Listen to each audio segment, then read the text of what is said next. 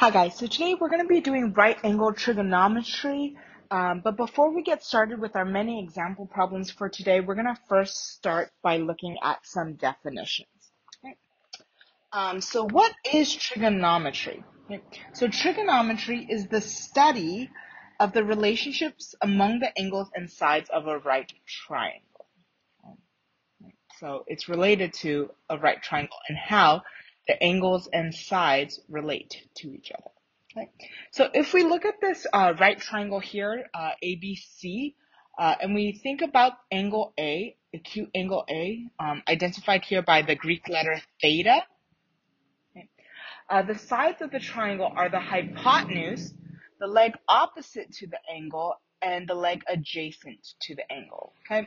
Oftentimes when I see some students get confused about trigonometry is because they often think that, oh, the hypotenuse is also adjacent or next to. Okay.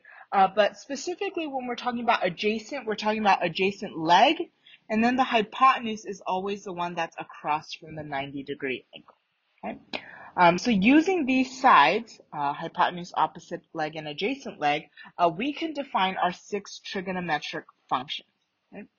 You've probably seen sine, cosine, and tangent before, and you remember that as SOHCAHTOA, right?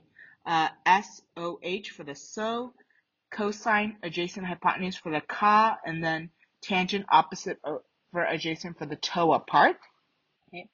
Cosecant, secant, and cotangent are just the reciprocal of it. Okay, so cosecant is the reciprocal of sine, so that's why it's hypotenuse over opposite. Okay. Secant is the reciprocal of cosine, so that's why it's hypotenuse over adjacent. And then cotangent is the reciprocal of tangent, which is opposite over adjacent. Right? And so, like I said, since they're reciprocals, you can also describe them as this. That cosecant is 1 over sine, secant is 1 over cosine, and cotangent is 1 over tangent. Okay? So with that in mind, we're going to get started with our first example. Okay? So example 1 here says to find the values of the 6 trigonometric functions for angle theta. Okay? So the ones that we probably are familiar with is sine, cosine, and tangent. We often remember it with SOHCAHTOA. So sine, this one's cosine, and this one's tangent. So let's start with the ones that we are familiar with first. Okay. So note, here's my triangle. Theta is here. Okay. Which would make this the hypotenuse because it's across from the 90-degree angle. It would make here, this 4 would be considered opposite leg, and then the 3 next to it here is the adjacent leg. Okay, so starting with sine. So sine theta, so opposite over hypotenuse, so opposite is 4 over hypotenuse, so sine theta is 4 over 5. Okay, cosine of theta, adjacent over hypotenuse, adjacent is 3, hypotenuse is 5, so 3 over 5. And then tangent, the TOA part, opposite over adjacent, so opposite over adjacent, 4 over 3. Okay. The other 6 trigonometric functions are the reciprocal of it. So the reciprocal of sine is cosecant, represented by CSC. So cosecant is then going to be the opposite. It's going to be hypotenuse over opposite. So it will be 5 over 4. Okay. Secant is the reciprocal of cosine. So then instead of adjacent over hypotenuse, it's going to be hypotenuse over adjacent. So that's going to be 5 over 3. And then cotangent is the reciprocal of tangent. So instead of opposite over adjacent, it's going to be adjacent over opposite, which is 3 over 4. And there you go. Okay.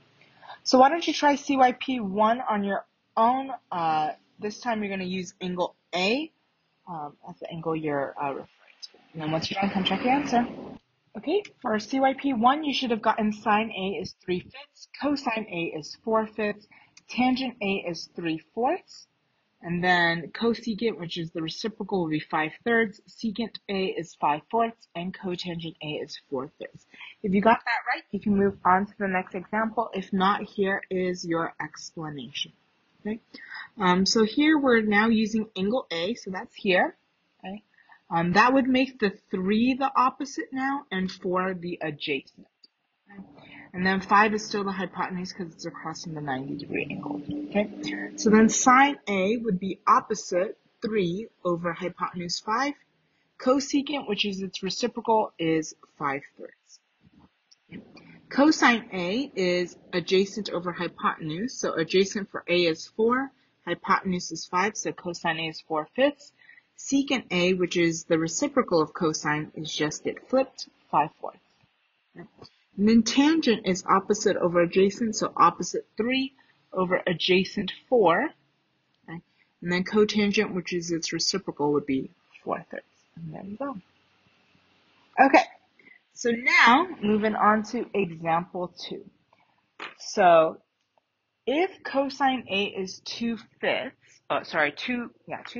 2 over 5, find the value of tangent A. Okay, so I'm going to just draw my right triangle, okay? It doesn't have to be to scale, that's fine. Okay. I'm going to put my right angle, okay? And then I'm just going to pick somewhere to be A. Okay, so here's A.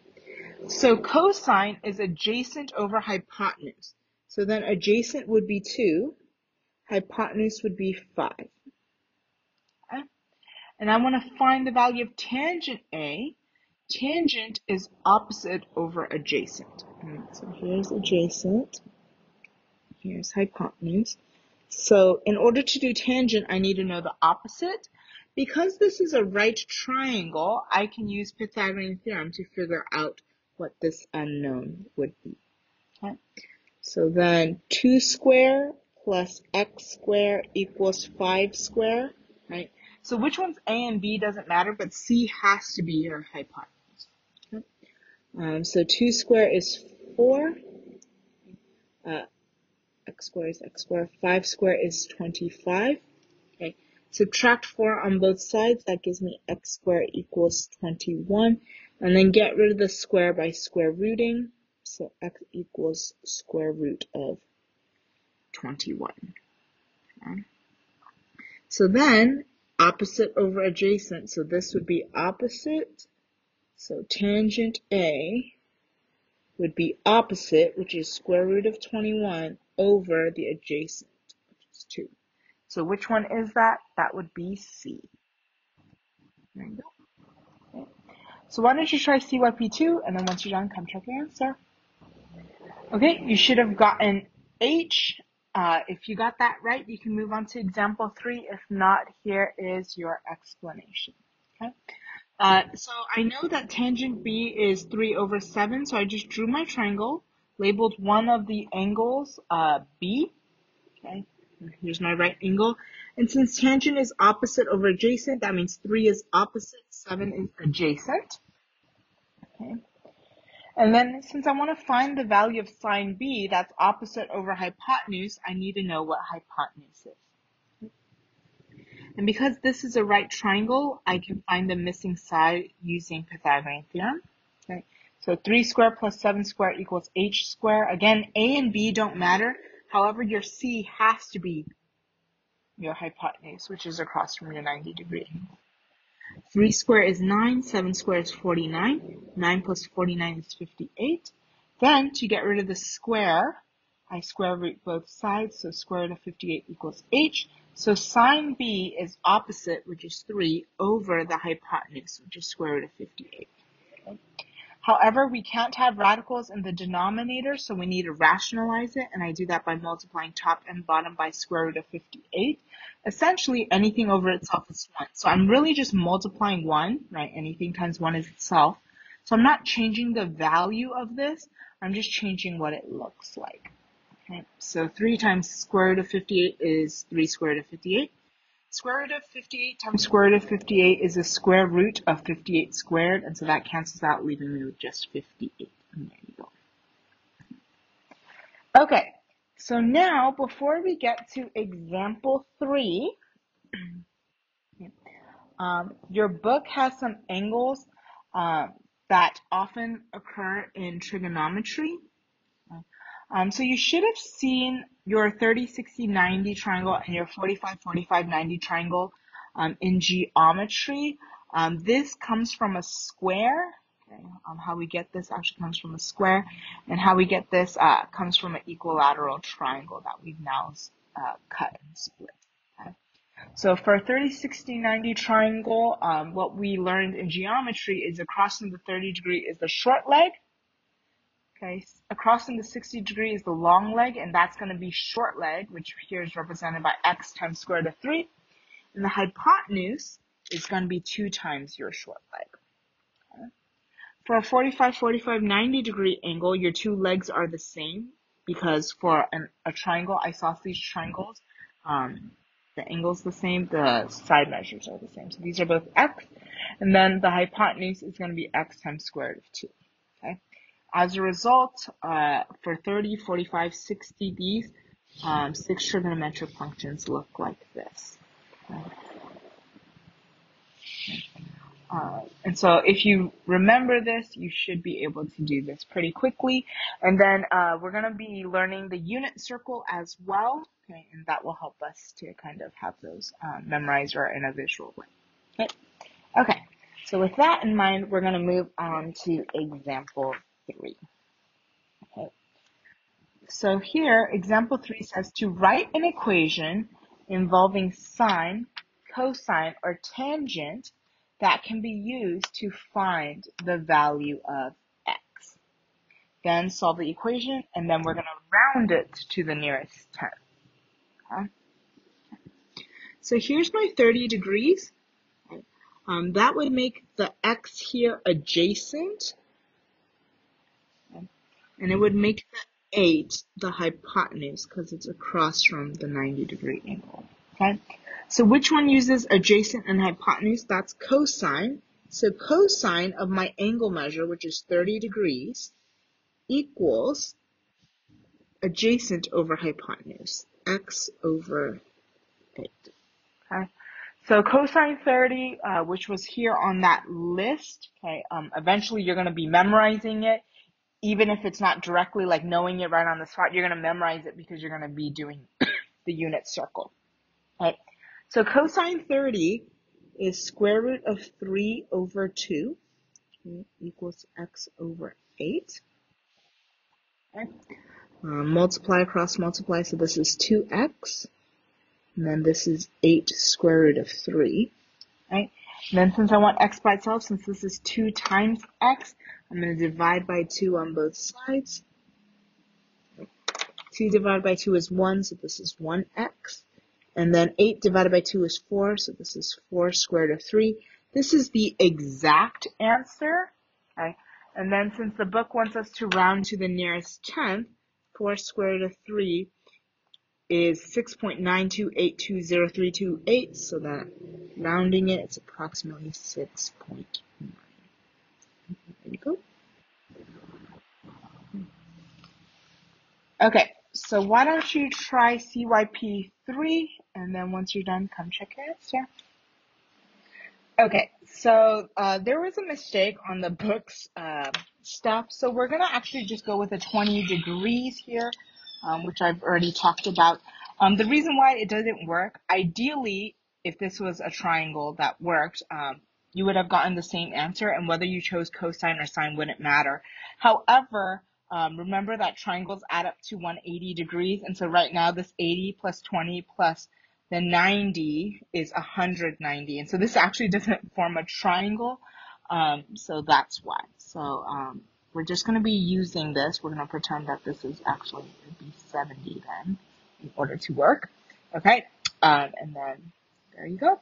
So sine of 20 using 20 then. This would be opposite. This would be hypotenuse, so that's sine. So sine 20 equals opposite x over 15. Since this is x divided by 15, multiplied by 15 on both sides, and then when you type it into your calculator, you get 5.1 is approximately x. Yep. Okay, then the next one here is example 4. Okay, so solve triangle XYZ. So we're going to round measures of sides to the nearest 10, and measure of angles to the nearest degree. Okay. So what does it mean to solve a triangle? To solve a triangle means to find all of the missing measures. Okay. So here, this is 90 degrees, this is 35 degrees. So angle Y, angle X, and angle Z, since they are the angles of a triangle, the interior angles of a triangle add up to 180. Okay. So this will be measure of angle Y plus 125 equals 180. Okay. And then 180 minus 125 is 55, so measure of angle Y is 55 degrees. There you go. Okay. And then now we're just missing X and Y. Okay. So using the angle that they give us, 35 degrees, okay, this would be adjacent, this would be opposite, and this would be hypotenuse. Okay. So using the 10 that we know, adjacent and hypotenuse, that's cosine. So cosine of 35 equals adjacent, which is 10, over hypotenuse, which is Z. Okay.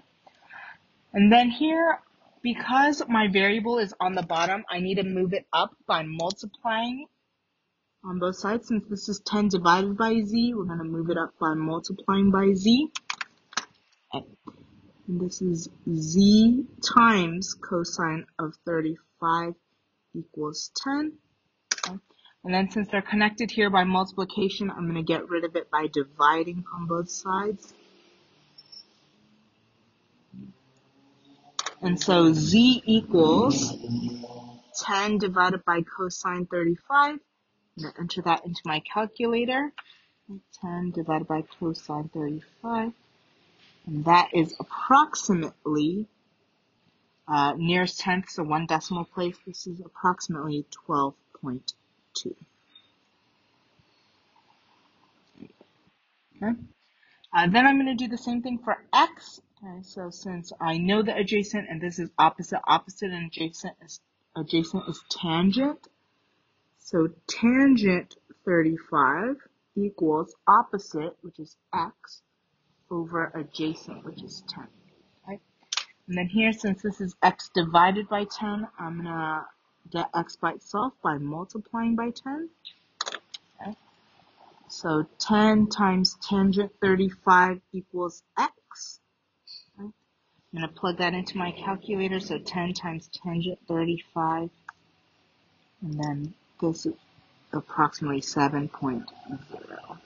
Right. And there you go. Now I know every side measure and every angle measure. Okay. So why don't you try CYP4, and then once you're done, come check the answer. Okay, you should have gotten 20 degrees for angle H. F is approximately 19.2 units, and H is approximately 6.6 units. If you got that right, you can move on to example 5. If not, here is your explanation. So I started with angle measures first because I already have 2 of them. I know that angle G is 70 degrees and angle F is 90 degrees. The interior angles of a triangle add up to 180, which means that 70 plus 90 plus whatever angle H is totals to be 180. Okay. 70 plus 90 is 160, and then subtracting 160 on both sides, 180 minus 160 is 20 degrees. Okay. Then to find the side lengths, right, since 70 degrees and then this 18 was what was given to me, I'm going to use the 70 degrees here. Right. So this is opposite, the H would be adjacent, and then the F would be hypotenuse. Right. So then to find F, opposite, and hypotenuse, that's sine.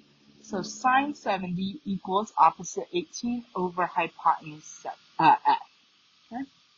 Then, since this is divide by F, I can't solve for it while it's still on the bottom, so I'm multiplying F on both sides, and that moves it up to be F times sine 70 equals 18. Okay. Then, since this is F times sine 70, I'm going to divide sine 70 on both sides, and that gives me 18 over sine 70. Plug that into my calculator, I get 19.2. Okay.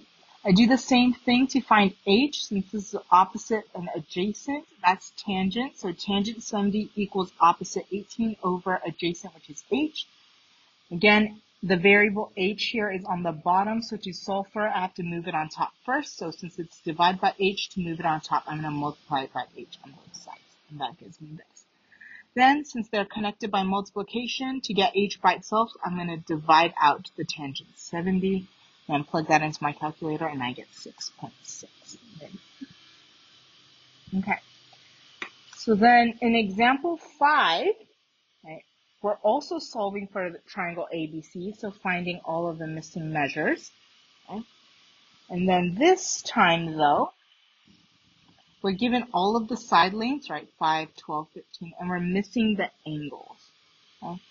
We know that angle C is 90 degrees. Okay. So we just need to find angle A and angle B. Okay. So angle A, since it gives you all of the side lengths, it's up to you whether you want to do sine, cosine, or tangent. Okay. The book uses sine. Okay. So I'm going to pick something different and show you that we get the same thing. So let's do cosine.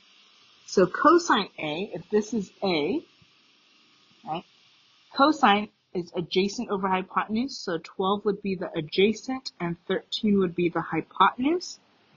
Right, so 12 over 13, adjacent over hypotenuse. Okay, so oftentimes I feel like students see letters written next to each other and then they just automatically think it's multiplication. Okay, this is not C times O times S. No, this COS stands for an operation known as cosine. So to undo the cosine, you need to do the opposite or the inverse of it, which is cosine inverse. And so we're going to take cosine inverse of both sides. Okay. It's written almost like an exponent, but it's not. This does not stand for cosine to the negative 1 power. This is cosine inverse. Okay? So keep in mind, sometimes in math we might write things the same way, but it means something different. Okay, so again, not an exponent. That stands for cosine inverse, which is the opposite or the inverse of cosine. Okay? And since they're inverses, what it does is it undoes the cosine, leaving you with A equals cosine inverse of 12 over 13. Okay? So then in my calculator, on top of the cosine button, you'll see something that looks like cosine inverse, right? So here in this yellow, it looks like cosine, and then this negative one's up higher. Okay? So to hit that, I'm going to hit shift and then that, and that will, can't quite see it. It's a little dark, but it shows up as cosine inverse. And then now I'm going to enter that 12 over 13 equals, then, since it wants angles to the nearest degree, A is approximately 23 degrees because it's 22.6. Okay. So A is 23 degrees. If I want, I could do the same thing for B and use these numbers and trigonometry to find what angle B is. But since I already have two of the angles in a triangle, it adds up to 180. So that means measure of angle B plus my 23 plus my 90 should equal 180. Measure of angle B plus 113 equals 180. Subtract 113 on both sides, and then you get 67. So measure angle B equals 67. Okay? Right. And you'll see that even though I used cosine and the book used sine, we still get the same answers, okay? As long as we use the appropriate side for whichever trig we're using. Okay, so why don't you try CYP5, and then once you're done, come check your answer. Okay, for angle S, you should have gotten 62 degrees. For angle T, you should have gotten 28 degrees. If you got that right, you can move on to example 6. If not, here is your explanation. Okay, so I decided to solve for angle S first. If you wanted to solve for angle T first, that's fine. Either way, you should get the same answer. Okay, so I decided to do S first. Okay, and then since they gave us all of the side lengths, it's up to you whether you want to do sine, cosine, tangent. It doesn't matter. Okay, you'll still, again, get the same answer. I chose sine. Okay, so since I chose sine, I need opposite and hypotenuse. Right? So sine of angle S is going to be opposite, which is 15, over the hypotenuse, which is 17. Okay? Then I just want to find what angle S is. So to do the opposite of sine, okay, I'm going to have to do sine inverse. So basically I took sine inverse of both sides because that's the opposite of sine, right? So opposite of addition is subtraction, opposite of multiplication is division. Opposite of sine is sine inverse, okay? So then did that, sine inverse and the sine cancel out, leaving me with just angle S. And then here will be sine inverse of 15 over 17. Type it into the calculator, I get 62 degrees. Okay? Then if I want, I could use trig to find angle T as well. But since it's a triangle, I know it adds up to 180, and I already have two of the angles now.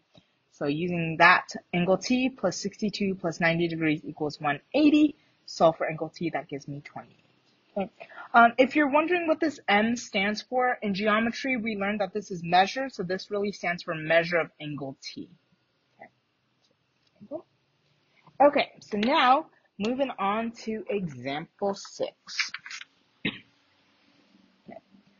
So example 6, in order to construct a bridge, okay, the width of the bridge must be determined. Okay, so suppose a stake is planted on one side of the river directly across from a second stake on the opposite side.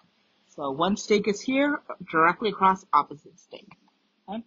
At a distance of 50 meters to the left of the stake, so 50 meters to the left of the stake, an angle of 82 degrees is measured between the two stakes. Find the width of the river. Okay? So here, this 82 degrees, W, the width of the river would be opposite. This 50 meters here is adjacent.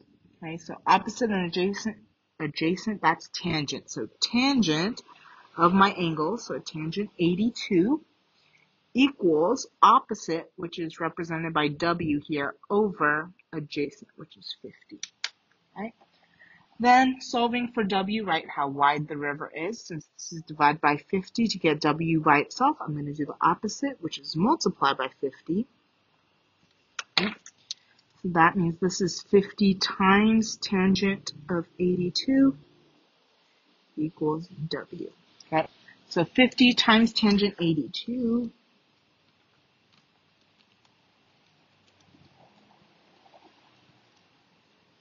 And this gives me approximately, doesn't tell me how I should round it. The book rounded it to one decimal place to the 10th, so I will do the same thing. So 355, you should get 0.768, so that 6 makes it go up to 8 meters. Okay, so I'm just going to write it in a sentence. The width of the river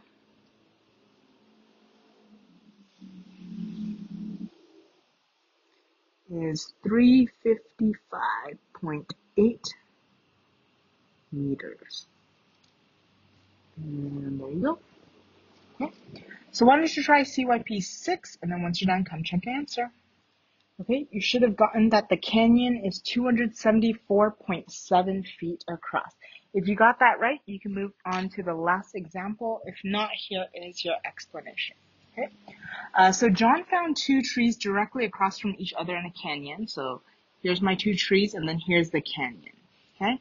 Then when he moved 100 feet from the tree on his side, so here, moving here, 100 feet, the angle formed by the trees, right here, the angle formed by the tree on his side, John, and the tree on the other side was 70 degrees. Okay, so that's like 70 degrees here. Find the distance across the canyon. Okay. So given this angle, this is opposite, this is adjacent, so that's tangent. So tangent 70 equals opposite, which is represented here by x, over adjacent, which is 100. Okay. Since I want to solve for x, I need to get it by itself. So since this is x divided by 100, I'm going to multiply by 100 on both sides to move it. Okay, that will give me 100 times tangent 70 equals x. Plug that into my calculator, and I rounded it to one decimal place, so that gave me 274.7. Okay, The next example is related to angle of elevation and angle of depression. This is something that we also learned in geometry, but just to review, okay? So angle of elevation is formed by the line of sight from the observer and a line parallel to the ground.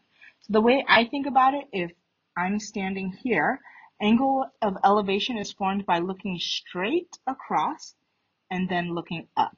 That angle that's formed is the angle of elevation. Okay. The angle of depression is if I'm up in the sky, right here. The angle of depression that's formed is, again, looking straight across and then looking down. And the angle that's formed there is your angle of depression. Okay. So that helps to know where to form the angle. Okay. Oftentimes when students get angle of elevation and depression wrong, is often because their drawing is wrong, because based off of their understanding of elevation and depression, right? So straight across and then either up or straight across and down. Okay, so looking at our last example, okay, so the aerial run in Snowbird, Utah has an angle of elevation of 20.2. Okay? Its vertical drop is 2,900. Estimate the length of this run. Right, so if you think about it, again, angle of elevation, so looking straight, looking up, and that's why this angle is formed. Okay, so with that in mind, we want to know how long this is. If this is my angle that I'm using as a reference, the 2,900 is opposite, and then this length is the hypotenuse. So opposite and hypotenuse, that's sine. So sine of my angle, 20.2, equals opposite, which is 2,900 over, and they use L to represent that. Okay. The reason why I'm writing my L like that is so that way I don't accidentally get it confused with a 1. Okay. So now we just need to solve for L. Okay, so since the variable is in the denominator, I need to solve it first by moving it up. Okay, so since this is a divide by L, I'm going to multiply by L to get it up on top. So L times sine of 20.2 equals 2,900. Right? Then L is connected to sine of 20.2 by multiplication. So the opposite of that would be to divide it.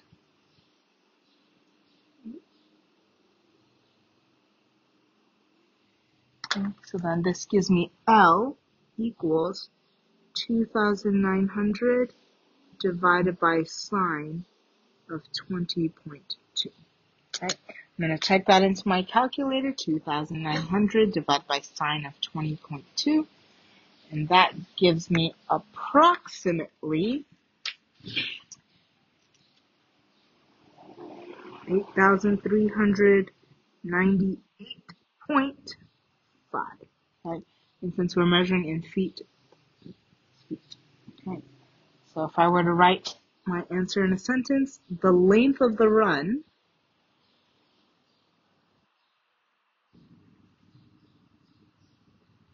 is 8,398.5 feet. And there you go. Okay. So now let's move on to CYP7. Okay. So why don't you do CYP7 and then once you're done, come check your answer.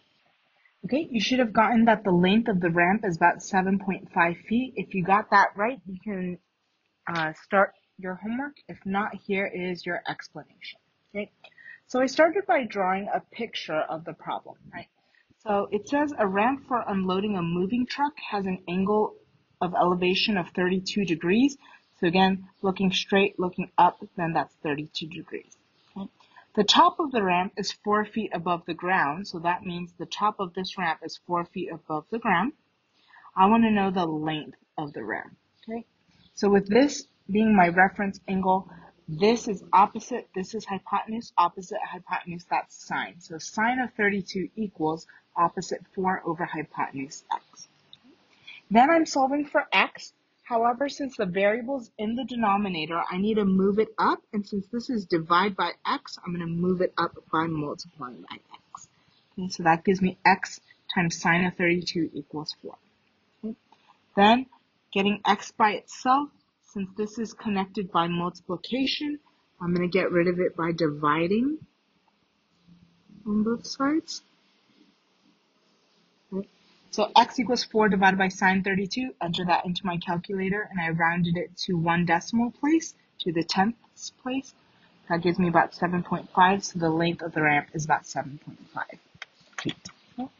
So that's it for today. Have a great rest of the day. Bye, guys.